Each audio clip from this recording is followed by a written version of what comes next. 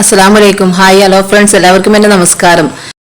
അപ്പോൾ ഞാൻ തട്ടിക്കൂട്ട് ബിരിയാണിയാണ് ഉണ്ടാക്കുന്നത്. പെട്ടെന്ന് തയ്യാറാക്കാൻ പറ്റിയ ബിരിയാണിയാണ്. അപ്പോൾ അതിന് അരി വേവിക്കാൻ വേണ്ടി വെള്ളം അടുപ്പത്ത് വെച്ചിട്ടുണ്ടായിരുന്നു. അതിലേക്ക് ഒരു 3 ഏലക്ക, 3 ഗ്രാമ്പു, ചെറിയ 2 കഷ്ണം പട്ട ഇട്ടിട്ടുണ്ട്. അതേപോലെ ആവശ്യത്തിനുള്ള ഉപ്പ് ഇട്ട് കൊടുത്തിട്ടുണ്ട്.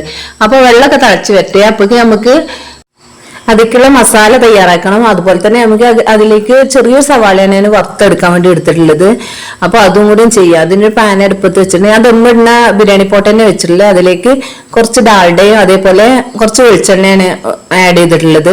അപ്പോൾ രണ്ടും കൂടി ഒരു 2 ടേബിൾ സ്പൂണ് ഡാൽഡ എടുത്തിട്ടുണ്ടാവും, 2 ടേബിൾ സ്പൂൺ വെളിച്ചെണ്ണ ആഡ് ചെയ്തിട്ടുണ്ടാവും. അപ്പോൾ അതിലേക്ക് 2 കഷ്ണം പട്ട, ഒരു 3 ഏലക്ക, അതേപോലെ തന്നെ ഒരു 5-6 ഗ്രാമ്പും എടുത്തിട്ടുണ്ട്. പിന്നെ അതിൽ ചെറിയൊരു സവാളയാണ് എടുത്തിട്ടുള്ളത്. ചെറിയ കുഞ്ഞു സവാള എടുത്തിട്ടുള്ളൂ, കൂടുതലൊന്നും എടുത്തിട്ടില്ല. നമ്മൾ തട്ടിക്കൂട്ട് ബിരിയാണിയാണ്. അതിലേക്ക് മല്ലിച്ചപ്പ്, പുതിന ഒന്നുമില്ല. ഇപ്പൊ സവാളയൊക്കെ ഒന്ന് ഫ്രൈ ആയി വരുന്ന സമയത്ത് ഞാൻ അതിലേക്ക് ഏലക്ക, ഗ്രാമ്പു, പട്ട എടുത്ത് വെച്ചിട്ടുണ്ടായിരുന്നു. അതും കൂടി അതിലേക്ക് ആഡ് ചെയ്ത് കൊടുത്തിട്ടുണ്ട്. അപ്പൊ ഒക്കെ ഫ്രൈ ആയി വന്നിട്ടുണ്ട്. അപ്പൊ ഞാൻ വേറൊരു പാത്രത്തിലോട്ട് മാറ്റി കൊടുത്തിട്ടുണ്ട്. ഇപ്പൊ നമ്മൾ ഫ്രൈ ചെയ്ത ഓയിലിൽ തന്നെ നമ്മൾ മസാല ഉണ്ടാക്കി എടുക്കുന്നത്. അതിനുവേണ്ടി ഞാനൊരു ചെറിയ 4 സവാളയാണ് എടുത്തിട്ടുള്ളത്. ഇപ്പത്തെ സവാളയൊക്കെ ചെറുതാണല്ലോ, അപ്പൊ 4 എടുത്തിട്ടുണ്ട് ഞാൻ.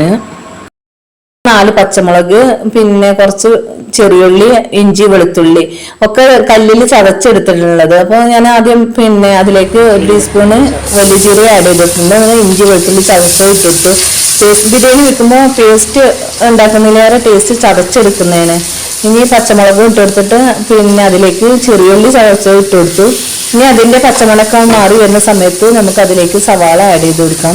സവാളയും കുറച്ചുള്ളൂ, മസാലയ്ക്ക് കുറച്ച് മസാല ഇട്ടിട്ടാണ് ഞാൻ ഉണ്ടാക്കിയിട്ടുള്ളത്. അപ്പോൾ സവാള അതിലേക്ക് ആഡ് ചെയ്ത് കൊടുത്തു. സവാള നന്നായിട്ട് വാട്ടിയെടുക്കണം. അപ്പോൾ നമ്മൾ സവാള ഇട്ടെടുത്തതിന് ശേഷം അതിലേക്ക് കുറച്ച് ഉപ്പും കൂടി ആഡ് ചെയ്ത് കൊടുക്കുന്നുണ്ട്. ഉപ്പ് ഇട്ട് കൊടുത്താൽ പെട്ടെന്ന് വാടി കിട്ടുള്ളൂ. അപ്പോൾ ഉപ്പ് ആഡ് ചെയ്ത് കൊടുത്തിട്ടുണ്ട്. ഇനി ഒന്ന് വാട്ടിയെടുക്കാം. ഇപ്പൊ സവാളൊക്കെ നല്ലപോലെ വാടി വന്നിട്ടുണ്ട്. കളറൊക്കെ മാറി ഒരു ഗോൾഡൻ കളർ ആയിട്ടുണ്ട്. ആ സമയത്ത് ഞാൻ അതിലേക്ക് കറിവേപ്പില ഇട്ട് കൊടുത്തിട്ടുണ്ട്. മല്ലിച്ചപ്പ്, പുതിന ചപ്പൊന്നുമില്ല. അപ്പൊ വീട്ടിലുണ്ടായിരുന്ന ചപ്പ് ഉണ്ടാവില്ല, മറ്റേ മൈസൂർ മല്ലി പറയുന്ന, അത് ഇട്ട് കൊടുത്തിട്ടുണ്ട്.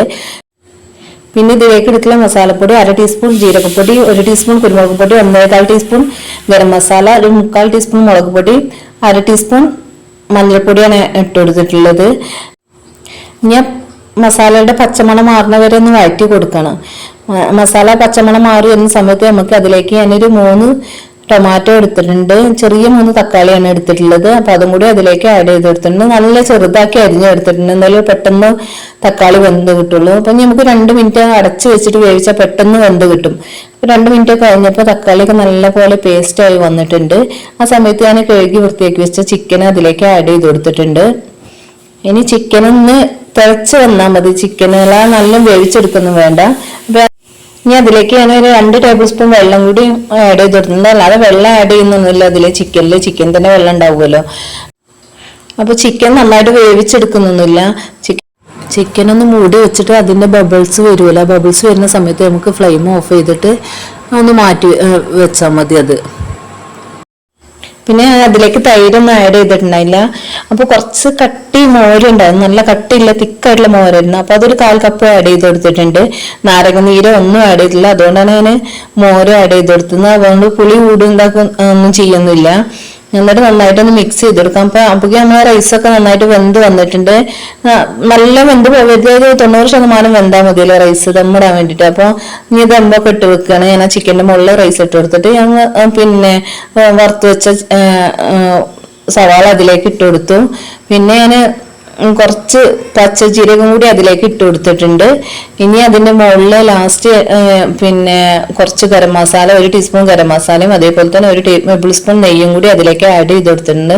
ഇനി നമുക്ക് അതിന്റെ ലിഡൊന്ന് വെച്ചിട്ട് അതിന് ചെറിയ ഹോളുണ്ടല്ലോ, അതിലൊരു ഗ്രാമ്പു വെച്ച് കൊടുത്താൽ അത് ആവി പുറത്തേക്ക് പോവാതിരിക്കാൻ വേണ്ടിയിട്ട്. ഇനി ഒരു 1/2 മണിക്കൂർ ഞാൻ ദമ്മിൽ വെക്കുന്നുണ്ട്. അതുകൊണ്ടാണ് ചിക്കൻ നന്നായിട്ട് വേവിക്കാതെ ഇരുന്നത്. ഇപ്പൊ 1/2 മണിക്കൂറൊക്കെ കഴിഞ്ഞ് തുറന്നു നോക്കിയപ്പോൾ നല്ല അടിപൊളി സ്മെല്ലൊക്കെ വരുന്നത്, നല്ല ബിരിയാണിന്റെ സ്മെല്ല് വരുന്നത്. അതേപോലെ തന്നെ നല്ല ടേസ്റ്റ്. നമ്മൾ എല്ലാം ഇട്ട് കൊടുത്തിട്ട് ചപ്പ്, മല്ലിച്ചപ്പ്, പുതിന, അതേപോലെ തന്നെ നാരങ്ങ നീര്, തൈരൊക്കെ ഒഴിച്ചെടുത്തുണ്ടാകില്ല, അതിലേറെ ടേസ്റ്റ് ഉണ്ട്. അപ്പൊ എല്ലാവരും ട്രൈ ചെയ്ത് നോക്കുക. അതേപോലെ തന്നെ സബ്സ്ക്രൈബ് ചെയ്യുക, ലൈക്ക് ചെയ്യുക, ഷെയർ ചെയ്യുക, കമന്റ് ചെയ്യുക. Thank you for watching.